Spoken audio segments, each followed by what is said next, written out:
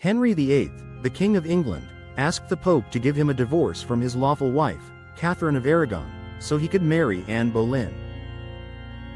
Henry had been a strong supporter of the Church, and many believed that if the Pope refused, England might fall into serious religious trouble. But Pope Clement VII refused to break God's law. He told Henry, "We cannot. I have no authority to set aside God's law." Because of this, Henry VIII broke away from the Catholic Church. Wanting to follow his own desires, he separated England from Rome. This led to the beginning of the Protestant Church of England. What does the unity of matrimony mean? It means that a husband cannot marry another woman while his wife is alive, and a wife cannot marry another man while her husband is alive. Christian marriage is between one man and one woman. God created one man and one woman in the beginning, showing that marriage was meant to be united and lifelong. In the Old Testament, divorce was sometimes allowed because people's hearts had grown hard after sin entered the world. But when Jesus came, he removed this permission and restored God's original plan for marriage. He said that a husband and wife become one flesh, and what God has joined, no one should separate. Christian marriage is holy and pleasing to God. Saint Paul compared it to the relationship between Christ and his church. Just as Christ is one with the church, a marriage is between one man and one woman, joined together permanently.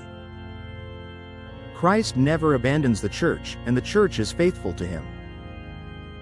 In the same way, husbands and wives must remain faithful to each other. One of the main purposes of marriage is raising children properly. This would be very difficult if divorce were allowed. If parents separated whenever they wanted, what would happen to the children? Many young people who get into trouble come from broken homes. Divorce harms families and, if it becomes widespread, can even harm society. If people understood that marriage cannot be dissolved, then even when husbands and wives disagree, they would try to work things out instead of turning to divorce. Protecting the sacredness of marriage is crucial for society. When divorce becomes common, families fall apart. Today, 2 out of 5 marriages end in divorce, often for reasons that are far from serious. Marriage becomes treated like something temporary, not a lifelong commitment. Divorce is a legal ending of a marriage. Today, it usually means completely breaking the marriage bond so the people involved can marry someone else. Jesus raised marriage to the level of a sacrament, which means it is holy. A valid sacramental marriage can only end with the death of one spouse. The Church cannot approve divorce.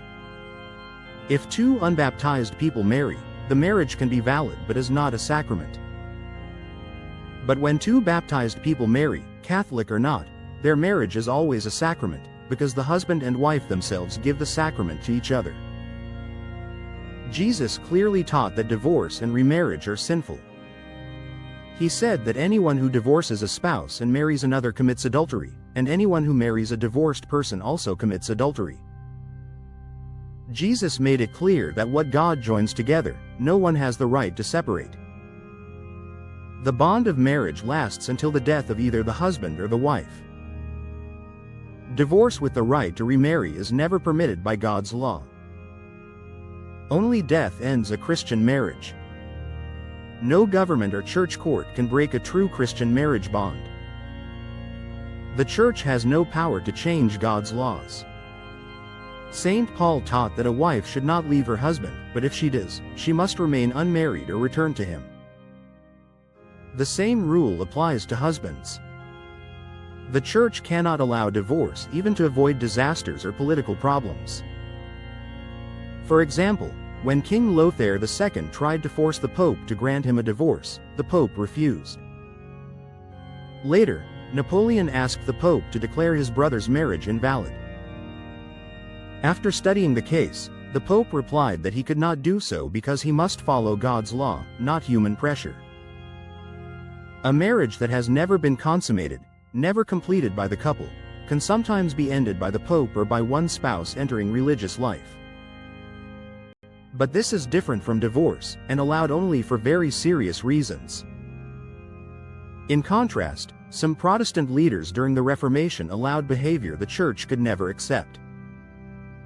For example, Philip, the Landgrave of Hesse, wanted to have 2 wives at the same time. Instead of correcting him, the Protestant leaders told him he could secretly take a second wife as long as it stayed quiet. This shows how far they had moved from traditional Christian teaching.